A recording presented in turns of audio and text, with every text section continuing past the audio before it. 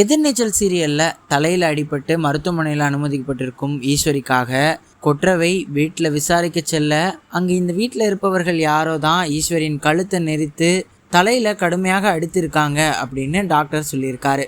இந்த வழக்கை விசாரிக்கும் அதிகாரி நான் தான் அப்படின்னு சொல்ல கடுப்பாகும் ஆதி குணசேகரன், வெளியில் போ, சும்மா நடு வீட்டில் இருந்துக்கிட்டு கத்திக்கிட்டு இருக்காத அப்படின்னு கத்துறாரு.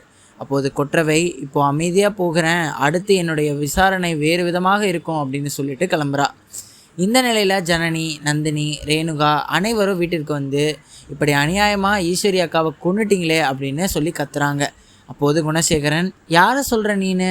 ஜனனியை அதட்ட, நீங்கள் தான்னு ஜனனி குணசேகரனை சொல்கிறாங்க.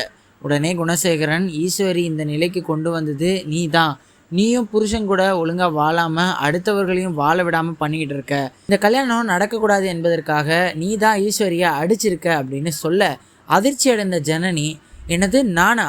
நீங்கள் உங்களை காப்பாற்றிக்க என்ன வேணாலும் செய்வீங்க, ஈஸ்வரி அக்காவின் இந்த நிலைமைக்கு நீங்கள் தான் காரணம் என்பதை நிரூபித்து உங்களை நான் உள்ளே தள்ளுறேன் அப்படின்னு சவால் விடுறாங்க. உடனே கதிர் ஜனனியை, எங்கே வந்து யார்கிட்ட சவால் விட்டுட்டு இருக்க, ஒழுங்காக பொம்பளையா இரு அப்படின்னு சொல்ல, டேய் கதிர், உன்னை நான் கொன்னுடுவேன், என்னை பற்றி உனக்கு சரியாக தெரியாது, ஏதாவது பேசுன அவ்வளவுதான், எனக்கு வர ஆத்திரத்தில் மொத்த குடும்பத்தையும் வெட்டி போட்டுட்டு போயிட்டே இருப்பேன், அந்த அசிங்கமான வேலையை செய்தது யார் அப்படின்னு நான் கூடிய சீக்கிரமே நிரூபித்து காட்டுறேன் அப்படின்றாங்க ஜனனி.